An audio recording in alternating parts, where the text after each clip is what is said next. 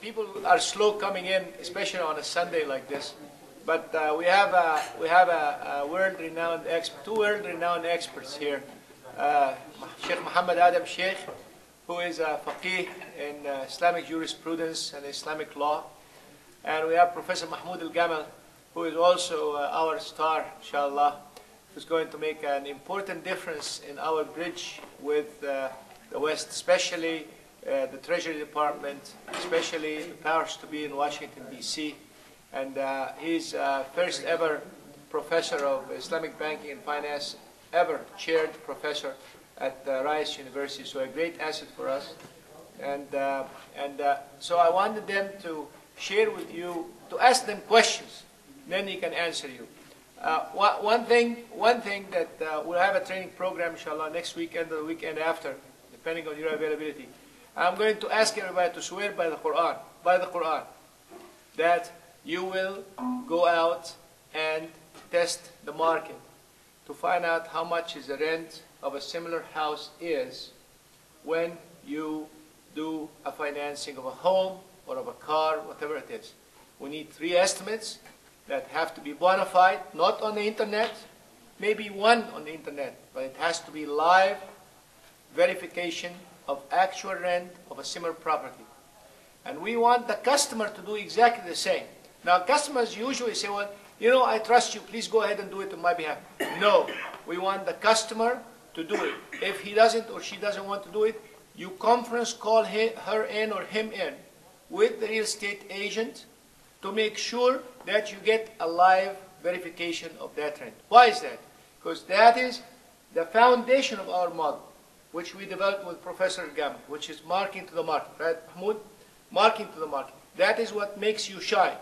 That is what makes you really make a difference. Because the sad thing is, in many cases, in the heat of trying to get things fast, we want to get things from the internet, we'll call people and take the shortcut because customers don't have the time, but we want to take our time.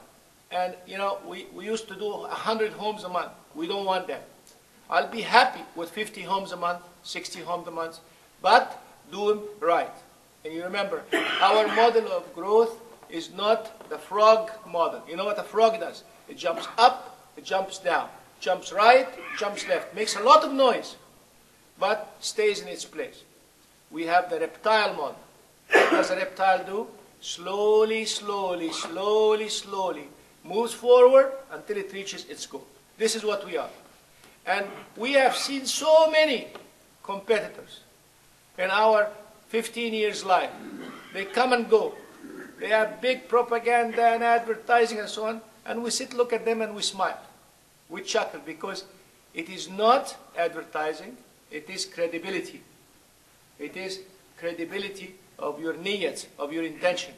Because we are in it not to make money. We are in it, and Allah is our witness, to make sure, like Razan says in the video, we want to remove the word interest out of the minds of everybody's life in America. Why is that? Because interest is renting money. And the minute you brainwash people that it's just money renting, they will get deeper and deeper in debt. Deeper and deeper in credit card. Professor Gamal doesn't know this because he does not practice with the public. But we have people coming to us with 10, 15, 20 credit cards, believe it or not. $85,000 in debt. And they ask us, what do we do? Get me out of debt. How can I get out of debt? How can we help them? Because we got brainwashed in the process of, it's just money, rent it, and it will be okay. We want to make sure that we market to the market.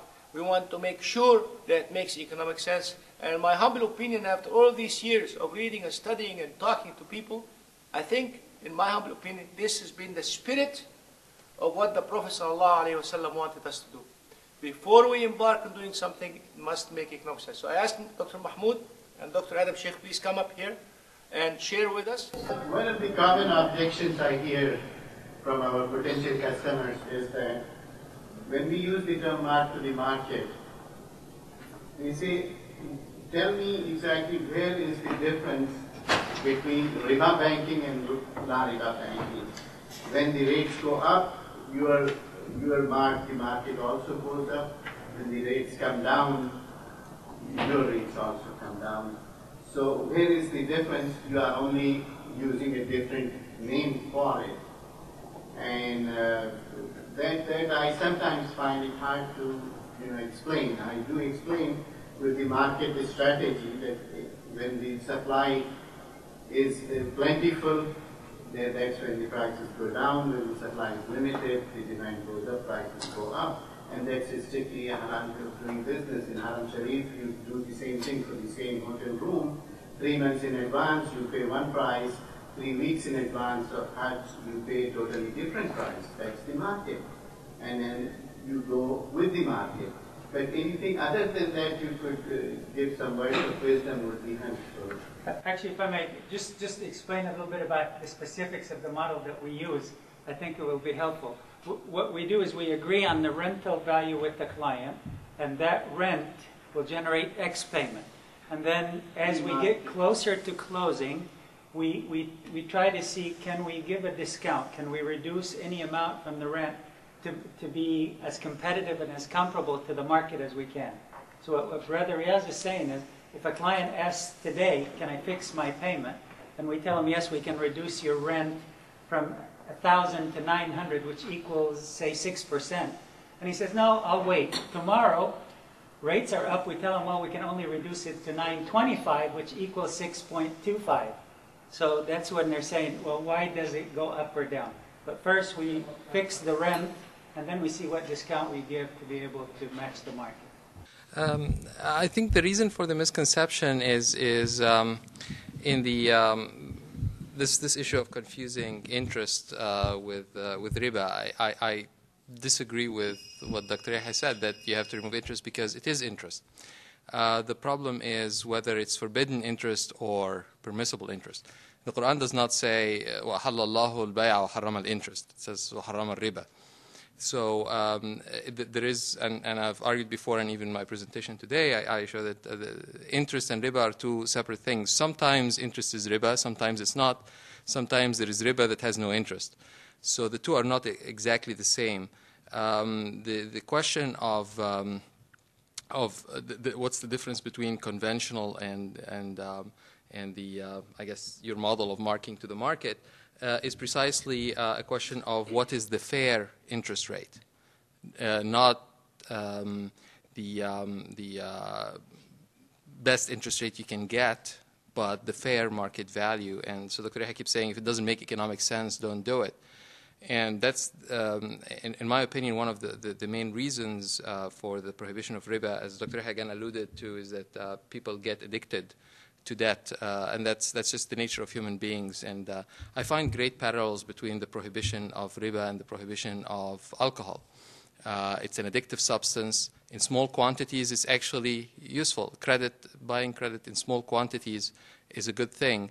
And even the Quran, Allah subhanahu wa ta'ala says, يَسْأَلُونَكَ عَنِ الْخَمْرِ وَالْمَيْسِرِ قُلْ فِيهِمَا إِثْمٌ كَبِيرٌ وَمَنَافِعُ لِلنَّاسِ وَإِثْمُهُمَا أَكْبَرُ مِنْ نَفْعِهِمَا. So it has some benefit, but the harm is greater than the benefit. The same is true with borrowing. It allows you to consume things against your future income, but if you overdo it, you get into a cycle of debt, and historically people even got into slavery because of it. So the question for a regular bank is, can you make the payments? We don't care. If you have $1 million in the bank and you buy a $500,000 house with a mortgage, they will give it to you even if it makes no economic sense, because they know you're going to pay. Right? They'll get the money. They know exactly where to get the money. Whereas in a correct marking to the market model, you wouldn't. If the house is seriously overpriced, you're not going to do it.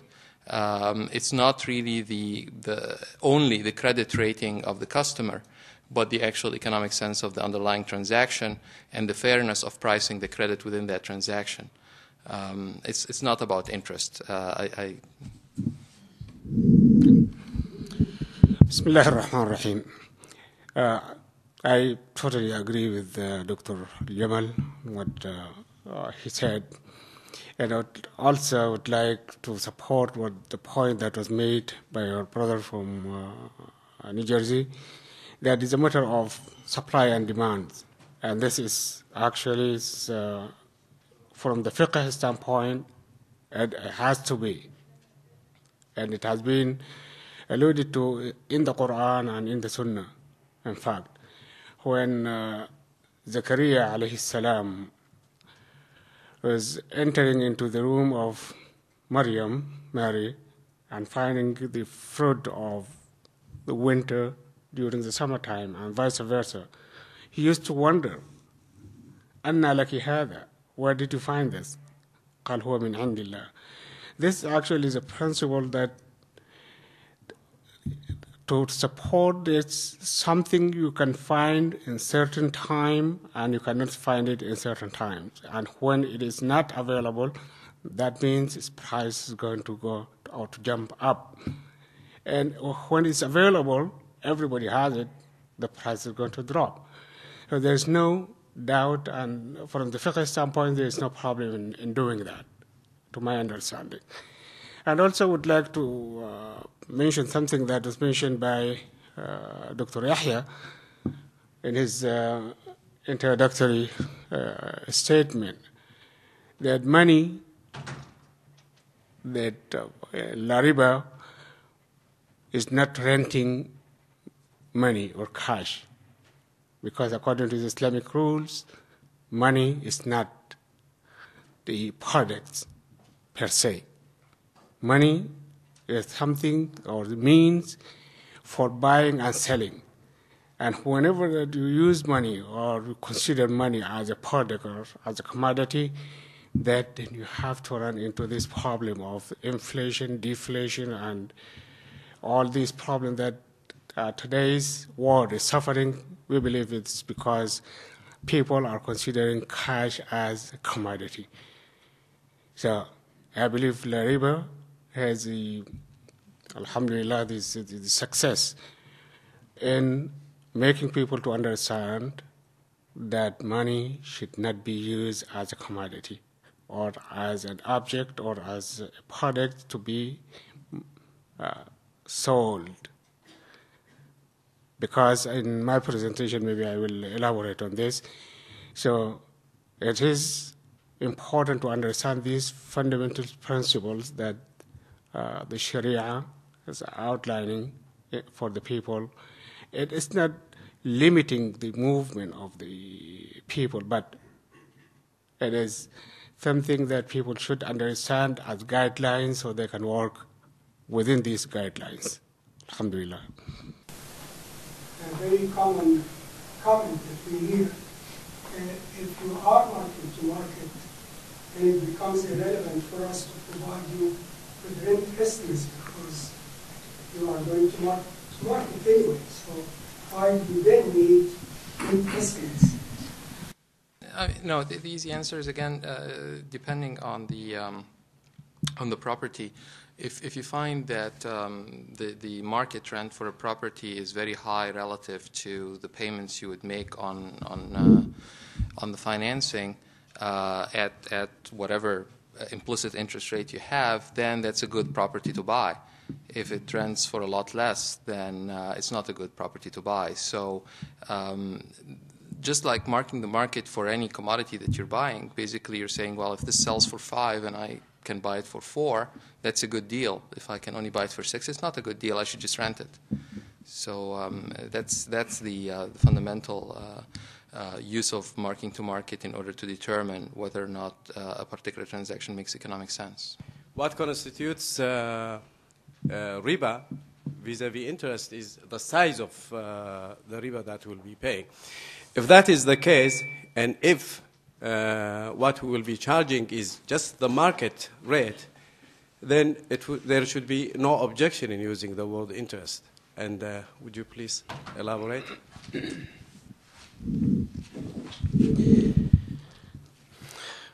Well, again, that terminologies, according to the fiqh, I can only speak from the fiqh standpoint.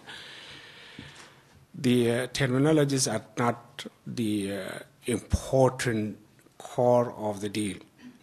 What terms you use.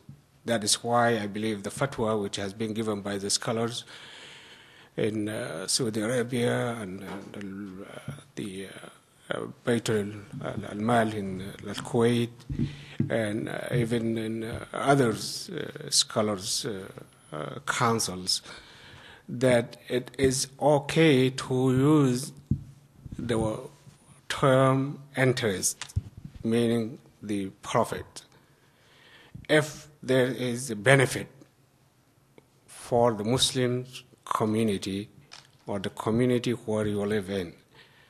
If that is okay, then the term is not important. So I don't feel comfortable with using the large amount or the small amount to define what is haram and what is halal. But it is transaction and the agreement that will determine whether the transaction is halal or haram. We're talking about a concept, the concept of renting money. It's exactly like Mahmoud said. He said, well, it's exactly like khamr.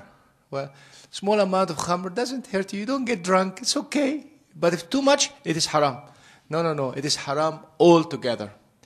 And that's why when we designed our model, not only that we tried to remove the word interest, because there is the hadith of the Prophet ﷺ in which he says, إِدْرَاءُ الْحُدُودَ بِالشُّبُهَاتِ. You know, just respect and defend the limits and the jurisprudence and the law of Islam by the things which can make you look similar. Like, for instance, I object when I go to the Muslim countries of selling beer which is non-alcoholic beer. I say, well, you sell beer which is non-alcoholic, then you get used to the taste. Then, inshallah, when you go to Germany and France, say, why don't we try that beer? And it makes you feel good, and you get hooked, right? So it is very important, and that's why we call our effort a Puritan effort, not a marketing effort. Puritan effort means we want to make sure to establish a new process of thinking. And it took the Prophet, who is a prophet, 13 years. It will take us maybe 130 years, but we need to continue doing it. You understand? So if we, like Mahmoud says, well, if we tell people, oh, if it's little interest, it's okay. So they will get hooked on Visa, on MasterCard, on Discover. And as I said in the beginning, we have customers that walk in with credit card debt of 85 to 100,000. Wallahi, at the Bank of Whittier, we had a Muslim customer with $120,000 debt. And he says, I don't believe in riba. I say, well, it's too late. What's this? So it's very important to disengage your thinking of this. That's why in our effort in developing the model, we call it implied interest. And in the LARIBA agreement, we have coined new terminology in the mortgage business. Not only that we just called it implied interest, but we have coined new terminology, and that is RANSI and RAFSI. So as a matter of fact, Freddie Mac, when they audit our books, right, Mike? They ask about the RANSI and the RAFSI. When we send a statement to our customers, and if we have a statement with you here, it has RANSI and RAFSI, not interest rate. RAFSI is the return of capital, which is principal payback, and RANSI is the return on capital, which is the rent of the property, which is the interest. So I want to make this very, very clear, because this is what separates you from the pack. And what Mike said is that we may be the only company that would reject the financing of a home despite the fact you have good credit, despite the fact you have good cash, because it simply does not make economic sense. Wallahi, one of my best friends, who is a senior VP at Intel in San Jose, we rejected him. And he was very mad at me personally.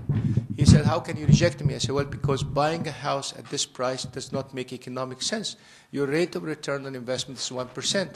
We wouldn't invest in something like this. Yeah, Bank of America agreed. Well, no, we are not actually Bank of America, because they rent money and we do not rent money. You understand, Fatah?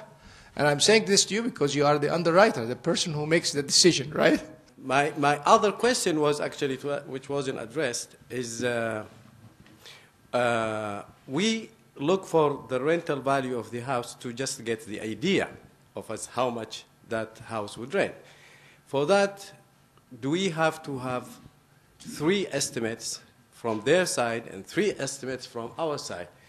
Wouldn't we just easily get the estimates from the renters and so on, so long as the general purpose is to just get the estimates of how much a house would rent? The reason we ask for 3 is to try to get an objective range. Because as you know, it's almost impossible to find a house exactly like the one the client is looking to do. So we may get one a little larger, one a little smaller, one a little farther away. So by asking for 3, he has an idea of the range. And then we do the same just to validate, make sure he's not giving us all high or all low, just to validate. So the idea, like you said, it's not torture. It's the idea is the purpose is to establish the market value of this. Brother, it's for your benefit to know. It's for our benefit to know. And we want to document it so that if later there's a question that comes up, or when the auditors come, like when Freddie and Fannie Mac come and audit us, they do look, as you know, for the rental values. So that's the whole purpose of it. Even a conventional mortgage place, what you would try to do is to have an appraisal of the property for purposes of determining private insurance, mortgage insurance, and so on. And what you do is you go to an appraiser, and they would go and find 3 comparable properties. What they're interested in there is the principal amount, right? It's the actual value of the property to determine the value of the collateral and make sure that there's a cushion. Here it's a different story, because you're not just trying to mark the principal to market, you're trying to mark the income of the investment in that property to market. And what exactly. Well, and from the point of view of someone who's going to rent it, it's just a dollar value. And obviously you can divide that dollar value by the principal, you get an interest rate, but that's not necessarily the same thing. Why do you force the customer himself to also do the searches? Part of it is for transparency, so they know that you're not pulling a fast one. The other, in my opinion, is just to teach them to do this shopping around. In my opinion, it's, I mean, and I say this openly all the time, I have a conventional mortgage and I have no trouble with it, but I did my own homework. I went and I shopped and I figured out if this is a good economic value or not, and I make sure I don't get into too much debt. Most people don't do that.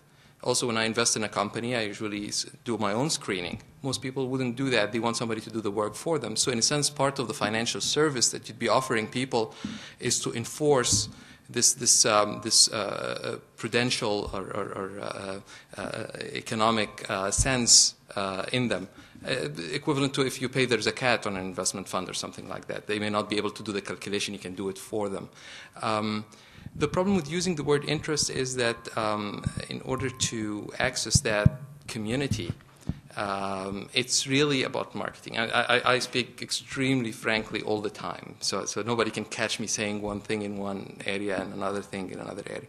It's really that's really about marketing. Unfortunately, jurisprudence, classical jurisprudence, is of financial transactions, in my reading, and I'm not a jurist, as an economist, is really just economics. It's not about revelation. It's not interpreting revelation. It's the jurists of various periods applying the best economics of their time to understand the revealed texts. And so as our economic knowledge advanced, I think it behooves us as, and this transcends finance, it transcends everything. It really talks about the crisis of Muslims, period.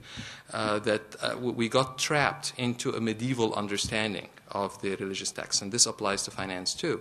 And so with the Islamic revival in the 1950s, with the writings of Maududi and Sadr and so on, we got a rehashing of basically bad medieval economics. In my mind, it's no different than somebody reading that Ibn Sina thought that bleeding somebody so many quarts would cure them, and trying to apply it today, saying, look, he was a great Islamic scholar. It's not a direct application of the canonical texts of the Quran and the Sunnah. It was the understanding of people who otherwise we wouldn't take a word that they say about physics, about astronomy, about anything else.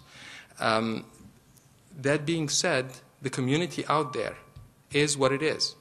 And so if they've been hypersensitized about the word interest, then you try your best not to use it.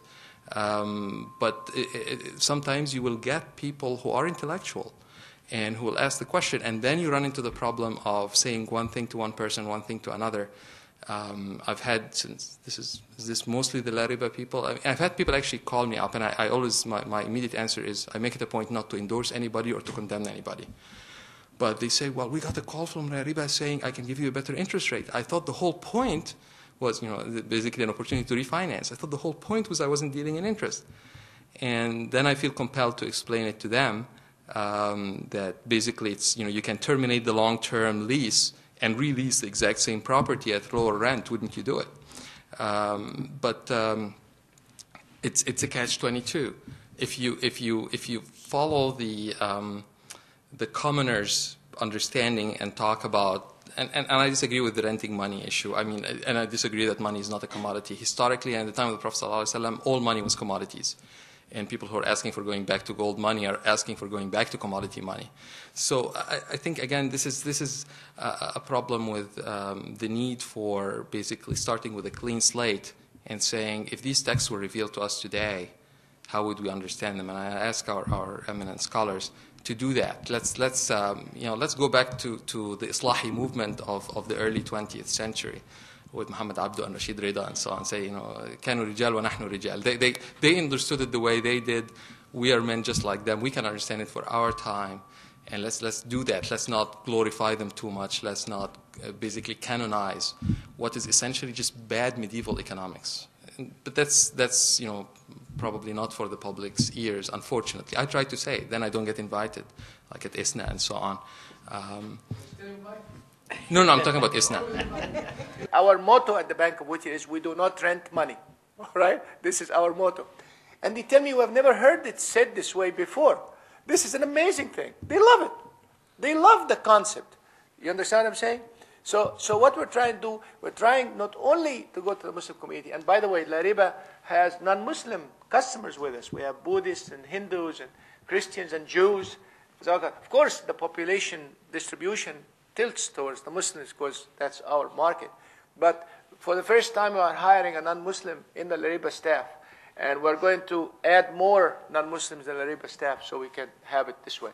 So our goal, really, if we want to apply your Islahi movement, right, is to bring this new concept and present them in today's lingo, right?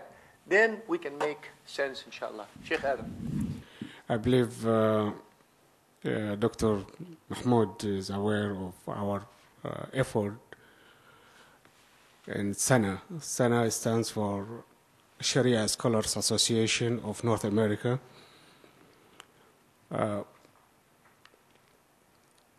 Within that time when SANA was very active, we tried our best to do something for the Ummah, for the Muslims, not only in the West, as some call it fiqh al-muqtaribin or the like, but for the whole ummah, something that must be done. And I agree with Dr. Mahmoud that what we are using right now, actually we are recycling the products of maybe 1,000 years ago. That the time of Abu Hanifa, the time of Imam Shafi'i, Ahmed, and Malik, we have to do our homework, I believe, and I agree with him 100%. And because of the financial, circumstances, and SANA has to go to vacation for the last 3 years or 4 years. And Sheikh Dr. Yusuf Al-Qaradai, who was the chairman, is banned to come to the United States, and other things were involved that we have to postpone all the activities, actually, or frozen it. What happened in the other side, that the Fiqh Council of North America, as a member of both, I'm following this for the last 18 or 20 years. We do not have the team which will revive those rules and to come up with something solid to the Muslim community and say that this is what we as Muslims should follow. And until that, I believe we have no other choice but to do what is going on. And what is going on right now, actually, is, as I said, is just recycling the ideas of the medieval time, and we feel it. And we feel it we feel that it must be, restored, that we have to reform the fiqh. But in order to do that, LARIBA is doing its share in this area. But the other side, that the councils, the fiqh councils, the councils of jurisprudence, they have to do their homework. And we need the ideas of Dr. Mahmoud with us in the fiqh council, especially for the last 6 or 7 months, the council has been expand to include almost all the Muslim scholars in the United States and Canada. And also there's the Council of Imams right now, so under progress that to be formed by other organizations that I believe those will help to establish rules or to revive the fiqh which will fit our time and our circumstances. My question is, what is the criteria for that? How to know it makes economic sense or it does not make economic sense? At one time, the same thing makes economic sense, and some other time it does not. So can you differentiate that, please? The first rule of banking is that, and I'm talking about conventional banking even here, is that nobody ever makes a bad loan thinking that it's a bad loan. Right? Now, for instance, in China, it's estimated now that over 50% of the total loans of their banking system are bad loans. And the only way they can keep the banking industry going is to continue making even more loans, and that obviously will get them to be even more non-discriminating in their loan making, and eventually the whole system will come collapsing, and the world economy will suffer, not just China. So the problem there is that what made economic sense was from the point of view of the borrower being sufficiently solvent, right? So again, we're going back to the person had enough money to pay for this property. Even if the property is ridiculously overvalued, I know I can get a hold of his money. Now the problem is you lend him for that reason, some other bank lends him for another for the same reason, and so on. Eventually, there isn't enough money to go around. And that's how you get these bubbles and how financial systems eventually collapse. And in our developing countries from which we come, that is the standard way business is done. The people borrow because they could borrow. You can lend them because they know that by the time they want to pay me, they can borrow from somebody else, and it's just passing the buck, and eventually the volume of debt just collapses. So for them, what makes economic sense is just that. They're thinking, no further. But if you really think about the underlying property, say, so I don't like the terminology of not renting money, but it does sort of capture 90%. As an academic, I want definitions that capture 100%. That definition, I think, captures about 90% of what it's about. There you're actually investing in a property, and then you want to see, well, what are the typical fluctuations in the value of this property? What are the typical fluctuations in the rent of this property, etc.? And you see areas in downtowns of various cities where it's predominantly rental property, and then times change and everybody's buying fancy condominiums in that same area, and then times change again, and so on. So during some periods of time, it's not a good idea to buy there. During other times, it is a good idea to buy there. But it's always going to be tied to the investment in the property, and it doesn't mean you're not going to lose. There are still chances where you think, well, this property is selling for $200,000, and I think it's not going to go below $150,000 within the 5 or 10 or 15-year time period I'm thinking about, but it could. I come from Houston, where I know the difference between people who went there in the late 70s and bought a property and lost 50%, and people who went there in the 80s and bought very low. And so this will happen again, but it will be by virtue of investing in a property, and strange things can happen, but it's not a cycle of debt that's causing this. And if you're sufficiently diversified, this is not going to happen everywhere. So if you're not doing all your financing in one area, then just like investing in various properties, the diversification basically gets rid of the, yes, people may be moving out of Houston, but they may be going to Boston, and what you lose on one, you gain on the other. What defines the rental rate on money is Uncle Greenspan. And that's why Uncle Greenspan is always watched for, listened to very carefully, whatever terminology he uses. So, because Uncle Greenspan can print as much as he can, or can take money out of the market as much as he can, by decree, by the Board of Governors of the Federal Reserve Board, and he's the chairman, and they sit down, study economics, and do things. So they can print money, they can pull money out, and hence define the rental rate of money, which they call the prime rate. Let's call it the prime rate. Prime rate means it is the rate money is rented to the people who are very high quality people, people that are sure to pay their debts back, right? So that gives you the underlying rental rate on money, okay? And that's the prime rate on money.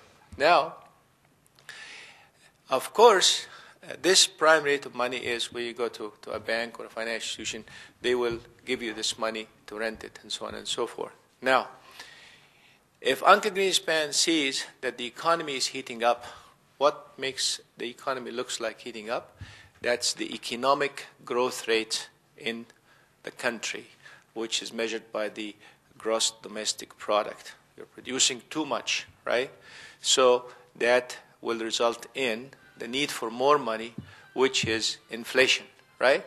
And that's what the government stands for, and that's why the Federal Reserve Board is an independent entity that's not controlled by the President of the United States, the only country in the world where the Federal Reserve Chairman or the central bank chairman is not a political appointee, all right? He does not report to the president, because if he reports to the president, every time the president has a problem, he will call him up and say, hey, guy, print more money.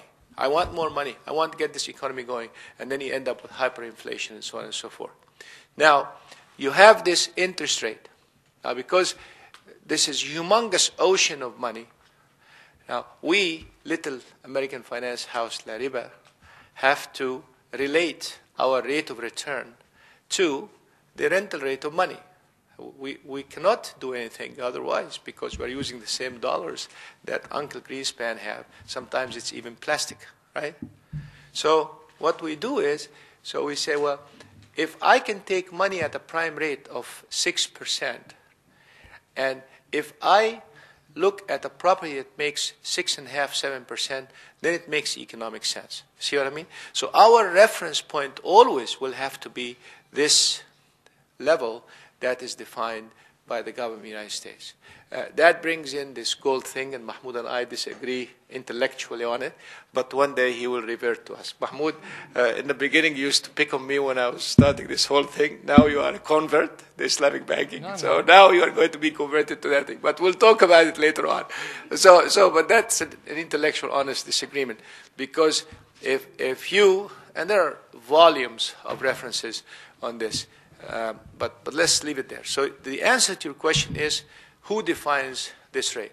So if Uncle Greenspan says that the opportunity return on this money has to be more than 6% because I will not rent it to you, you cannot go out and rent it for 1%. You cannot go out and invest for 2%. You understand what I mean? It has to be this level that's defined by the government that issues the money, and it's really fiat money. Fiat money means it is defined by a decree of the United States government to be the money, and if you rent it, it has to be the prime rate, which is that interest rate. Is this clear? If I may add something that, Sure. I know practically comes up in our everyday life. After we do the rental check, we come up with a rental figure, translate that into an implied interest, and let's say for the sake of discussion it comes to 5.75 implied rate. Now, we look at Fannie Mae and see what they could expect, and they expect 5.5. It's wonderful. We know this is a great investment. By the time the transaction is ready to close, could be 60 days, could be 90 days, maybe the property is under construction, market rates have gone up. Now Fannie Mae expects 6% rather than the 5.5% when we started. So at first, when we started, the transaction seemed to make economic sense. And as we progress, it moves out of the realm of acceptable investment. So this is part of the dilemma that some of our officers go through. At what point do you tell him, we either have to fix the payment now, otherwise you're endangering of being not an acceptable investment. I feel compelled to make a few corrections on what Dr. Yahya said, just because my 355 students at Rice are still taking their finals, and if they say that, I'm not sure they'd pass. So, first of all, Chairman Greenspan, he doesn't control any interest rates. And if he did control, whatever he does not by virtue of being chairman of the Federal Reserve Board, but being the Federal Open Market Committee. And all the Federal Open Market Committee can do is determine a target. And it's not the prime rate. The target is the federal funds rate. That's the rate at which banks lend to other banks. And even that he cannot completely control. The only way you can affect it is by changing reserve ratios or changing by engaging in open market operations, buying or selling bonds in order to affect interest rates in the bond market, hopefully getting. So, for instance, the federal funds rate target has been 1% for a long time, but the actual federal funds rate is quite a bit higher right now. And one thing that they cannot do is control long-term interest rates. Long-term interest rates are completely controlled by people's expectation of what future interest rates will be and what the cost of funds. And there is nothing wrong with that. Whether money is a commodity or fiat money, people will always be wondering what would be the time cost of not investing it. That's the appropriate thing to think about. We get back to financing a property, however, and you say, well, there are two components. There is a component that has to do with the opportunity cost. And that's the part I guess you don't. The part that deals with the opportunity cost is, well, what if I don't invest this money in this property at all? Then there must be some sort of baseline rate of return I need to be compensated for. And then there are issues associated with this particular property and this particular buyer of the property that may add what we would call a risk premium, etc. And in certain cases, you may end up with a lower or a higher interest rate that you have to charge. Unfortunately, again, we tend to try to oversimplify things, and maybe that appeals to the average person out there. The problem is that it creates a paper trail of what Muslims think and so on, and later on we have to do a song and dance to get around it. For instance, I mean, this whole thing about sharing in profits and losses, and we see it in that video on the ABC thing, is just complete nonsense. I mean, again, it's the medieval jurists who said that the reason riba is forbidden is that you get a return without taking any risk. You have to share in the risk, etc. Anybody and his brother who's had an economics degree over the last 50 years understands credit risk very well and understands that credit risk is just as legitimate a risk as any other. It is just that you shouldn't be selling credit purely. That is what I think that the religious aspect coming in. As a pure banker, you don't care. You sell it. As an Islamic financial person, you say, well, I don't want just to sell credit. I want to offer credit, but I want to do it within the context of an economic. So I want to give credit where it is useful, not where it can be harmful to the person. And that's a message that maybe people are not ready to hear it. But I think if you say it and you stick to it over and over again, eventually the public will be educated and will forget all this bad stuff from the 50s. We have people in the mosque, they come up to me and say, well, how is this sharing in profits and losses? They don't. Again, about you and about others. And I give them the line, I don't endorse anybody, I don't condemn anybody, but I have to basically wipe the slate clean. Let's forget everything they've told you and everything you've read in those bad economics books that pretend to be explanations of the Sharia, and let's really understand what it's about. Otherwise, we're just fooling ourselves, and we have to keep doing the song and dance every 5 years as the public becomes more sophisticated. It's a big challenge. I mean, how do I stand up and explain to the layman the Federal Open Market Committee? All right? How do you do that? You have to simplify it so you can communicate it to the masses. Then the masses will understand. See, the problem in banking, now that I am on that side of the fence, many banks make money by not disclosing to people the real truth about what they're doing to them. You'll be amazed. You'll be amazed at some other banks and how they make money. And, I don't know how they will get away from God on the day of judgment, in my humble view. So the biggest challenge is how you communicate the foundational theory to the public. It's not really marketing. It's just communicating with people. That's number one. And then number two, and most importantly, is, like you said, it will take time. And when people come to us and say, well, where is the participation, profit and loss? Of course there is participation, profit and loss. And the way I communicate it to the public, and I hope that our associates at LARIBA do, is you participate in the profit, in the loss, up to your equity, which is exactly what happens when a buyer of a home comes to me and says, well, here is your key. I don't want this home anymore. So you lose your equity, and we lose the balance. You understand me? And this is our participation loss. Now, on the participation on the profit, would love to participate in the profit, but the minute you do it this way, then you go out of the realm of a mortgage financing, which is a standardized operation in the United States that can be settled through an administrative action, to a joint venture agreement, which in the purest sense should be, and then you'll have to settle in the courts of law, which costs tremendous amounts of money.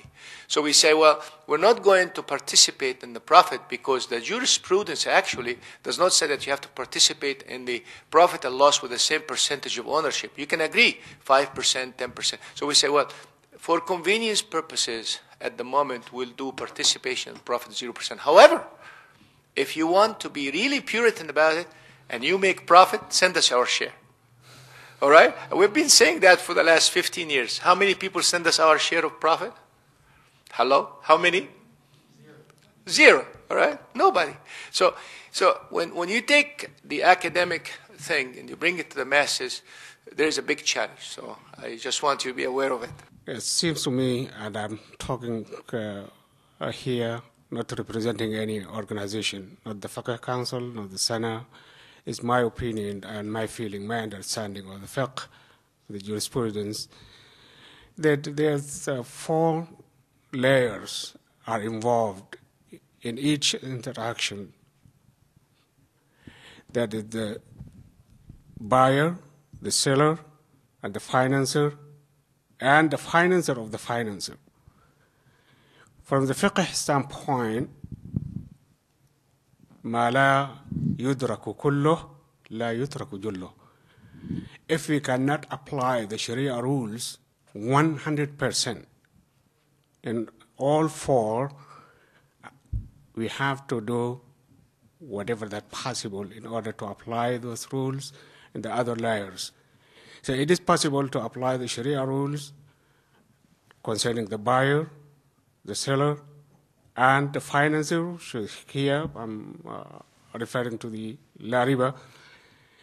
So if these transactions are according to the Sharia, the federal law or whatever that is, the Fannie Mae or Freddie Mac or whatever you call the financer of the financer, if you cannot control them and bring them to the rules of the Sharia, this is called, according to the Sharia, من باب الإثم العام, and as the general rules or violations, which is God said in the Quran, لا يكلف الله نفسا إلا وسعها.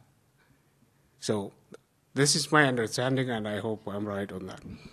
It's really depending on what model we are using. In my opinion, when we help a person to buy a house, this is lease to own. But it's different from a situation where we are partners in a trade or business. Therefore, we have to share the profits and losses. But this is a lease to own specifically to help the client to own a property. I just want to draw, I can see all the discussion is all quantitative about, numbers and all of this. I understand that. But I don't know if we should at least consider the qualitative side of it. In my humble opinion, if we look, for example, at a conventional mortgage loan, at the time of default, the bank, I guess, give the borrower some limited amount of time, and then they go and foreclose. When they foreclose, they basically just want to take their own money, and they don't care at what price this will be sold. My understanding, if we go to the Sharia, there is this idea of tarahum, which is mutual mercy. I don't mean that the one who financed Islamically should incur any losses, but since there is a collateral, the one possibility is instead of giving the one who are leased to buy a limited amount of time and be possibly kicked out of his house, assuming, of course, he's legitimate and maybe he lost his job or something, is to have maybe the so-called reverse mortgage. I mean, the method of reverse mortgage, which means he has already collateral and this could be diminished. So I don't know if this could be looked at from the Islamic point of view, that this consideration of tarahum, even though maybe the FEDIMAC and all of this may not agree to do something like that, but this is my understanding and the difference between the two. The three differences that we always tell the client. We approach each transaction as an investment, not as renting of money. The rate of return is based on marking to the market. And the third difference is that in times of trouble, you see how we work together. There's no automatic late payment fee. And it's not an exorbitant amount. It's an amount set to cover our administrative, if applied at all. Certainly we'll advise the client to sell if you can't complete the payments. Do everything possible to avoid foreclosure. We've never foreclosed in a number of years that we've been in business since '87. Most portion of this question has been answered by Mike and Dr. Rahman, and that's what I understood from Dr. Abdurrahman and Brother Mike, that LARIBA, they do apply these rules of takaful, which has been said on antarahum, the mutual mercy that they apply. And this is actually, it's part of the understanding of the ayah, in kana dhu usratin fanazratun ila maysara. So this is actually that's perfect example for doing business as Muslims. I want to point out that also, again, I'm not a faqih, but I know that in the rules of fiqh, basically the closest thing to a lien on the property is a rahn, which is basically as if it's pawned. And all the jurists, without any difference, agree that then you have the right, if somebody defaults, then you have the right to extract the debt out of the property that they pawned with you. If you decide not to, or if you decide to be kind to them and to try to work with them, that's something you do voluntarily. But there is nothing in the fiqh that says you can't. And the longest verse in the Quran, of course, is and so on. In the new Masahif, it's a full page, and it's all about documentation of the debt, and the very end, So it's well documented that this is a fully accepted way of securing a debt, and in the case of default, you can use the lien on the property in order to foreclose on the property and sell it and get your money back, no questions asked. And as to you shouldn't lose, well, the first rule is you can either get all of your money or you can get it fast. And so if they do any of this and actually take time in order to try to work with the person and find a good seller and so on, there is a cost. If they decide to pay it, that's voluntary. But there is definitely a cost of the time that you have to wait until you get the best deal for the customer. But you're not just, and this is something I keep saying over and over again. In my opinion, there is nothing in the current U.S. laws that is not Islamic. It's basically just a modern codification of precisely the ways it would have been done in medieval times. It's just that back then you couldn't have a lien on a property. What does it mean to do a title search?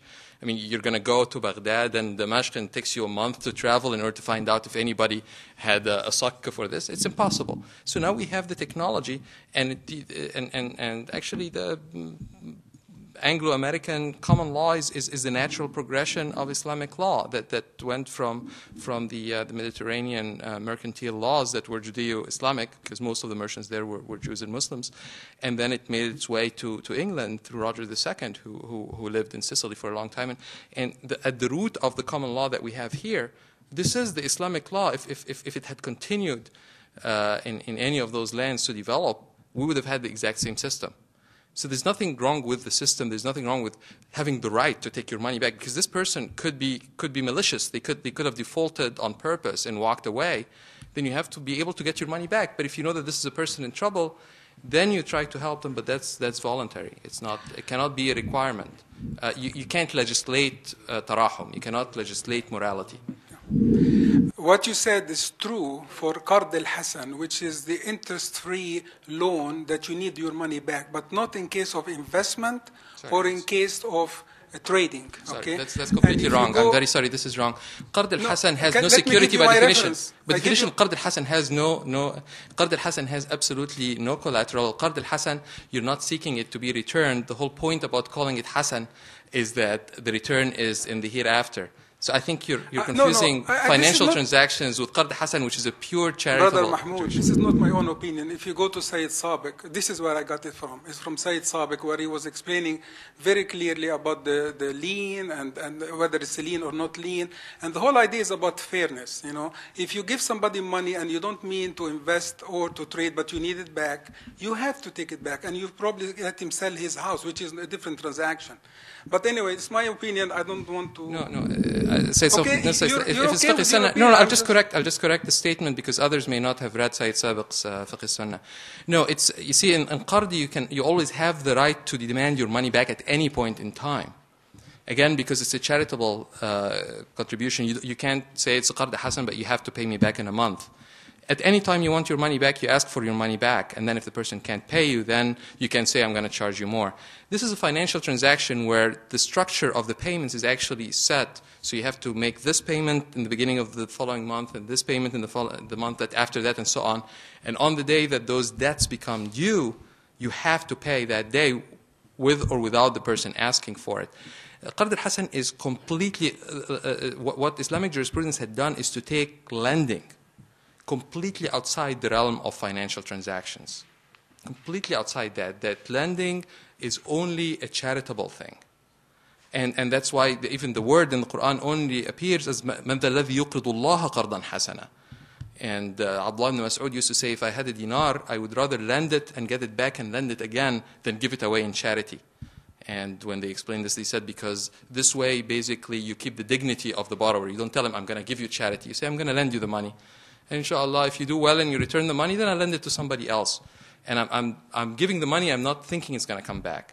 So this is a completely different situation. This is about, we're talking here about financial transactions where people are buying properties or buying businesses, etc., for the purpose of investment, and others are also in the business of getting funds from people who have excess funds and helping those people buy the money and compensating those who saved, as well as charging those who invested. It's a completely different framework, and there's a lot of confusion. Unfortunately, people think that Islamic banks should be about Qard Hasan. No, that's charity should be about that, and there's nothing wrong with the bank having a charity, but those are two separate lines of. You look at even the foundational word qard, where it comes from. We can talk about that later on. So we always use the word financing, not lending, not loans. See, and the right, there is the milk raqaba and haqqul manfa'a and all of this stuff, which can come in it. But really, the foundational of all what we're doing really is ethics. Ethics. That's the whole idea of behind what we're doing. And ethics includes things like tarahum, which is mercifulness with each other, like at-takaful, mutual benefit to each other, and so on and so forth. So it's the ethics of who you are. And you can know the ethics of a person by just talking to him or her. You will know who they are. I would like to add one small point here concerning the Qard Hasan and the dain. The dain, if it is a dain of cash, meaning money, in fact it's a Qard Hasan, because in Islam you cannot take more. You return the same, as long as it's money versus money. So it is Qard Hasan. الدين هو القرض حسن. وإذا تداينتم بدين فاكتبوه. And the Qard Hasan must be registered, and the time must be fixed. And you cannot come give me $1,000 today and then the next week to ask me to pay you back. No, this the time must be fixed between the borrower and the lender. And until that time, what is called hulul al-ajal, you as the borrower, you have you have the benefit to use, you have the time to use this money until that time. And at the time, you have to pay it back or to ask for the extension of the time.